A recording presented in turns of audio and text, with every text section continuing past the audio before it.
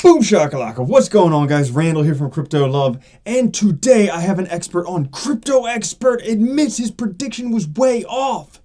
And no, I'm not talking about myself for two reasons. One, I'm way off all the time, and two, definitely not a crypto expert, just make YouTube videos. Now, before we get into things, just want to say thank you to everyone subscribing, thank you to everyone mashing on that like button, and guys, if you want to find out how to win one of these sick shirts, you can just comment on this video or any other video, and you enter for a chance to win, where I give away a shirt every day at the end of our news videos. And if you like this sick medal, that's a Crypto Influencer Award. Woo! And it's a spinner. Best collab with David Hay and Crypto Beatles. So yeah. Now guys, I totally got you with clickbait because you thought I was going to be talking about McAfee with the thumbnail, with the image behind me, but it's actually not that crypto expert. It's this crypto expert. I figured most of you wouldn't realize him. You probably don't know who he is right now, but that's Tom Lee from Fundstrat. See, last week he was saying that Bitcoin could skyrocket more than 70% in the next week with consensus. And I made a video about it, of course, because it's news, you know? But Tom Lee, the co-founder of Fundstrat, explained that Bitcoin could increase between 10% and 70% after consensus. Now, he said multiple reasons why. Most likely because of the increased people coming. So, you know, over 7,000, 8,600 people paying almost $3,000 a piece. It's like $24 million. You know whose price increased? CoinDesk. They made a lot of money. The rest of us didn't.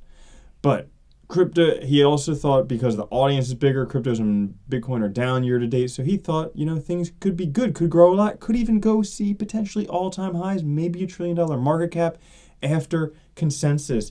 But he was wrong. And you know what? He admitted it. He talked about it. You know, we're all human. We all make mistakes. You know, everybody's going to predict all this shit all over the place. And then, you know, one person's going to be right, one person's going to be wrong. But he stuck up. He stood up to the plate and he said, you know, I was wrong. Now, he still, even though he is wrong, even though he was wrong about the 10 to 70% after consensus, he's still sticking to his $25,000 year-of-end Bitcoin price, despite the failure of consensus to cause the much anticipated crypto price rally. Now, when asked what went wrong, he didn't say that, you know, consensus charged people a lot and it was like a hot box and it was like sardines in a can and the speakers were kind of lukewarm, which is what most of the people were saying after consensus about it. Obviously, I didn't go, so I don't know. That's just he said, she said stuff. But he began by admitting that perhaps he and other experts were overly optimistic due to the expected large turnout at consensus. Maybe. During the interview, he also identified lack of clarity on regulatory discussions and muted custodial announcements at consensus as part of the reasons why the conference didn't produce the expected results. Now, if that sounds like mumbo-jumbo to you, it sounds like mumbo-jumbo to me too. He said the conversation on government cryptocurrency regulations didn't move forward during consensus. Yeah. So nothing moving forward there. However, potentially in the future. He also said that a lot more needs to be done on the institutional front. So over the past couple of weeks, we've seen a lot with, you know, ways for institutional investors to get in, like the Coinbase Institutional Suite. We also see stuff for government regulations, like the SEC taking a look at Ethereum, but nothing really moving forward. Now, on the positive side, he did note that the impending CME futures contract for Ethereum was most likely to end the security utility debate for the number 2 crypto, which could also be good for Ethereum in a way. So he still thinks $25,000 by the end of the year is certainly possible.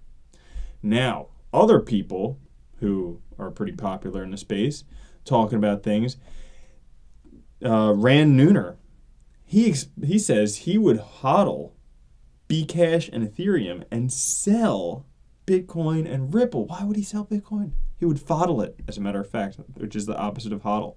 Hodl is hold on for dear life. Fodl is fold the shit out of it. Now, Bitcoin, here's why. He says that Bitcoin, he thinks the price is low, is going to continue up slowly and in a stable way, but there's way more exciting stuff out there. So, you know, that's normal. We all want the shiny, sexy thing instead of the thing that's like guaranteed solid returns. It makes sense. That's why people gamble. That's why they, you know, bet on stuff, because there's a chance they could win big. but there's also a chance they could lose big. Bcash, he's going to get murdered on Twitter, and rightly so, because Bcash is a scam. But he thinks there's a lot of potential for Bcash. He likes the team behind it that are driving. It's the old Bitcoin people. Is it really, though, or is it just Roger Ver and Jihan Wu? I don't know.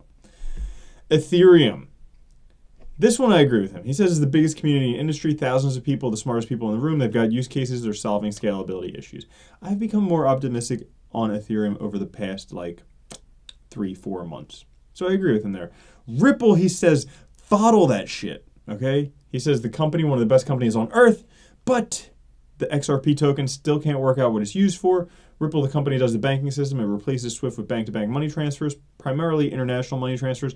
So you don't need the Ripple token to do that. As far as I know, can't find a use case for the token, so I'm out.